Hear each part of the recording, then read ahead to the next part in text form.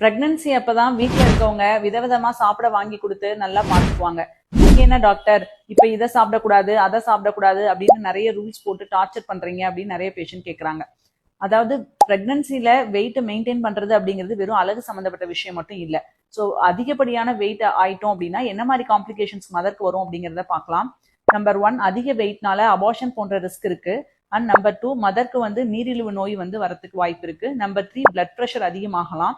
Number 4, normal டெலிவரியோட chance குறைஞ்சு C section போகிறதுக்கு அதிக வாய்ப்பு. அண்ட் நம்பர் 5, சிசேரியன் பண்ணும் பொழுது கூட அனஸ்தீசியா கொடுக்கும் பொழுது நிறைய டிஃபிகல்ட்டி ஃபேஸ் பண்றோம். அண்ட் நம்பர் 6, அவங்களோட சிசேரியன் வூண்ட் ஹீல் ஆகிறதுக்கு ரொம்ப டைம் எடுக்குது.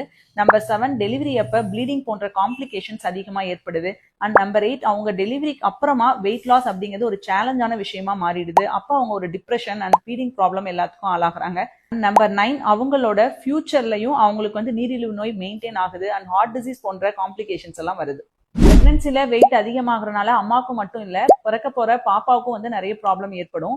குழந்தை பிறக்கும் போது டிஃபெக்டோட ஊனமா பிறக்கிறதுக்கு வாய்ப்பு இருக்கு. குழந்தையோட வெயிட்டும் அதிகமாகி அவங்களோட டெலிவரி பண்ணும் பொழுது ஷோல்டர் டெலிவரி ஆகிறதுக்கு ரிஸ்கா இருக்கலாம். அண்ட் அந்த குழந்தையோட ஃபியூச்சர்ல அவங்களுக்கு திரும்ப ஒபிசிட்டி வரும், அவங்களுக்கு டயபெட்டிக், ஹார்ட் ப்ராப்ளம் இந்த மாதிரி இஷ்யூஸ் வரும். அண்ட் குழந்தை வயிற்றுல இருக்கும்போதே வளர்ச்சி குறையவும் வாய்ப்பு இருக்கு. குறை மாதத்திலேயே பிரசவம் ஆகி குழந்தையோட மூளை வளர்ச்சி குறைஞ்சு லோ ஐக்கியோட வளர்றதுக்கும் வாய்ப்பு இருக்கு.